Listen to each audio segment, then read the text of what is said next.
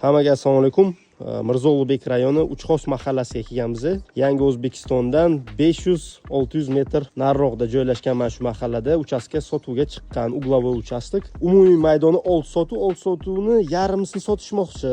Fasadiga keladigan bo'lsak, 15 ga 20 uglovoy, aytganimdek, pridomovoy territoriyasiga ega mana bu joyimiz. Tak, agar sizga kichkinaroq bo'ladigan bo'lsa, mana bu egalari 3-6 qilib berishadi. Bitta narsasi bor, egalari aytishyapti, faqat mana shuni bo'lishimiz kerak. O'shanga ozroq vaqt ketadi. Agar zakladini bersalar, men o'zim bo'lib sizga sotib beraman deyishyapti. Xullas, mana shu yerdan bo'linadi. Agar 3 sotuv bo'lsa, mana shu eshikni teng o'rtasidan, agar 3-6 kerak bo'lsa, mana bu yerdan chopiladi. O'shanda 17 metr fasadingiz bo'ladi. Agar mana shu joy sizni qiziqtirgan bo'lsa, narxiga 40 ming so'rashyapti.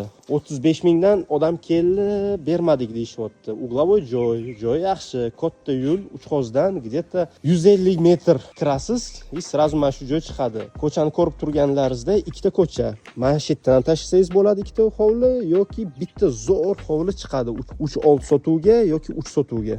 Qanaqa qurmoqchi bo'lsalaringiz, xullas narxi 40 mingdan start, joyda egalar bilan gaplashaverasizlar. 40 mingdan odam keldi deylik. Shu berasizmi? Kelishtiramiz. Kelishtirib berasiz. Хорошо. Bo'lmasa 40 ming start qo'yamiz. Kelgan odam bilan gaplashaveramiz, to'g'rimi? Bo'ldi.